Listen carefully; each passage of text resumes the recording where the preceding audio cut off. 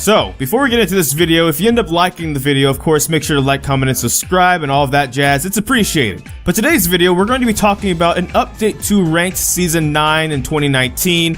They announced about a couple weeks ago, we did a video on it about some changes they're doing to Ranked for the next season, and now here's a little bit of an update on it based on the feedback the community has given. So in a post by Riot Sat Magic, it reads like this: what we heard on Ranked 2019.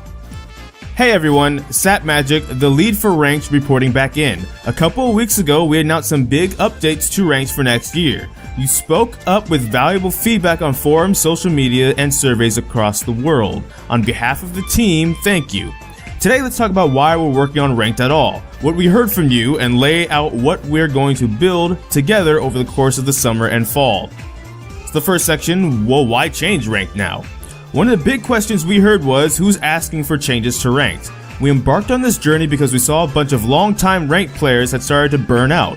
That makes a lot of sense given they're doing the same thing over and over again for the same result. And it makes even more sense when we consider that our last major update to Ranked was more than 2 years ago when we added Position Select. Whether it's a champion update or a big system like Ranked, we try to stay focused on what makes those things fun and special. Then we try and look at those essential elements from as many angles as possible. Are players telling us that there are parts that suck? Is it underserving players that it should be serving? Is it driving a certain way to play that makes the league less fun overall?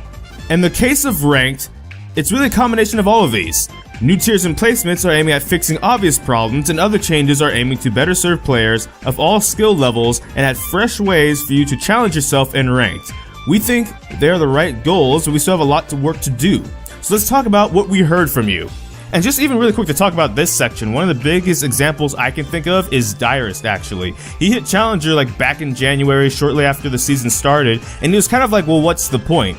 So that's kind of why when he streams nowadays, he does a variety of other stuff too. Not specifically because League isn't challenging enough anymore or something like that, but it's also, I mean, that kind of has to do with a little bit of other stuff too, but like the whole burnout thing and stuff like that, right? You get Challenger, if you hit Challenger in Ranked and you're not trying to go pro, what's the point? You're Challenger, which is great and all, it means you're really good at this game, but unless you're trying to take it to the next level, it's like, well, cool, I did it again for like, let's say the 7th season in a row.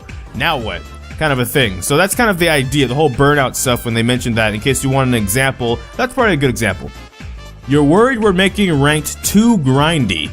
With the addition of position ranks, it feels like you need to play twice as many games to reach your rank across 2 positions, let alone 3, 4, and 5.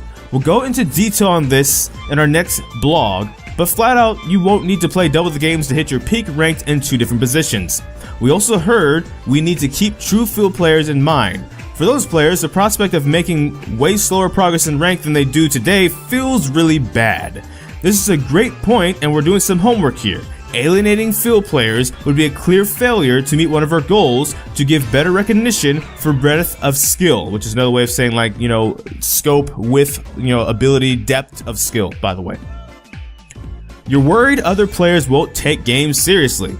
Position ranks promise to let you challenge yourself in off positions without hurting the accuracy of your main. For a while, we've worried that if we do this, some players won't try to win off position games because there's less on the line. Worse, a few players might actively try to ruin your experience because they don't know how to affect the ranked they care about. Match quality and competitive intent are critical because they keep Ranked legitimate. We've explored a number of solutions already, but your feedback reinforces this concern. We need rock-solid fixes before moving forward. You're worried positional matchmaking can be abused. We're worried about this too. It's actually the thing we spent the most time figuring out so far. Specifically, that there are 2 major cases we need to handle. First, we're worried that players could queue up for an off position and swap in Chance Select for a favorable matchmaking. Second, some players could take that a step further by queuing up with a duo partner and consistently swapping positions. I want to be direct. We believe in position ranks as part of the overall changes to Ranked because if we get them right, they can help refresh the game's challenges. We're in the middle of finalizing our plans to solve or mitigate these abuse cases into non-issues, but if we don't believe we can, we won't ship position rank changes as part of the season 2019, period. The good stuff. Outside of grindiness and abuse cases, the majority of the changes, Ranked 4 changes, overall went well for most players. Smoothing out progression with a couple extra tiers was a big hit, as well as revamped placements. Splits and revamped rewards need some work though. We plan to do a dive deep into those later in the summer when we have all the details ironed out. So what's next up? Our next dev blog will target crossing the big concerns off of your hit list. Then we'll do this whole loop all over again. Pitch, listen, reiterate, repeat. All summer and fall long.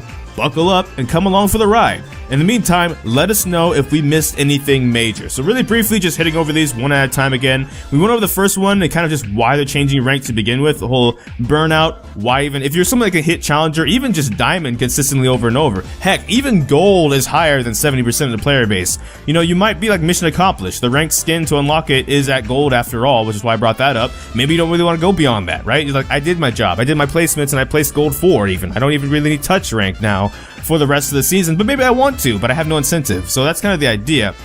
One of the concerns, of course, about making rank too grindy, of course, if you have a rank in every role, even though you have to maybe play 10 placements for all 10 of, like all 5 of those for a total of 50 games, that still can feel like a lot though if you really want to say even hit a minimal of gold in each role. And maybe you're really great and say 80 carry and top. Let's say you're a challenger there. But let's say your support is like, you know, silver skill and you need to bring that up. That might feel grindy either because you believe silver is one of the worst kind of, you know, champions, because I'm saying that wrong, but silver also maybe is one of the worst elos to play in.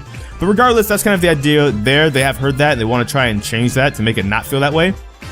When it comes to worried about players not taking the game seriously, it's kind of like on live. When someone gets autofilled to support, they didn't dodge and no one wanted to trade them their role, so they kind of just, they don't necessarily feed or intent, but they don't really take it seriously because they're kind of like, I'm not a support player anyway, what does it matter? You're worried about, you know, the matchmaking being abused. That one's a really big one for people, of course. It's like, if you get into a game and you actually end up getting top lane and you're an 80 carry player, maybe you can switch, though, with the person who got 80 carry because they're the top laner, and now suddenly, even though you're a silver top laner, you were matched against a silver top laner, you switch into your actual role, and now you're actually a diamond 80 carry going against a silver 80 carry, and your top laner is like even a plat, you know, top laner going against what was a silver top laner in the other, you know, team, and then you just smash that way. That could be a problem. They have highlighted, they are addressing it, but those are kind of some of the major problems, so it's kind of good, you know, glad to see that they are talking about those. The good stuff, you know, smoothing out progression with a couple extra tiers, the big hit, of course. The jokes about just add wood division might be a possibility one day at this rank. And of course, they plan on following up and listening to more feedback in the future. Personally, I wasn't as against these changes as some people were, but that doesn't mean I don't sympathize and of course understand that there could be some abuse cases that can be problematic. So it is nice to see them talking about this. But that's going to be all for this video, so in the comment section down below, let's have a conversation about what you think will be exciting and maybe not exciting about the coming rank changes next season. If you even play rank seriously, or even casually kind of play rank because you kind of want to challenge sometimes. But that's all for this video. So, I don't know which video will be next, because I could have a lot of kinks. So until next time, take care, GG, get jinxed. Thank you for watching.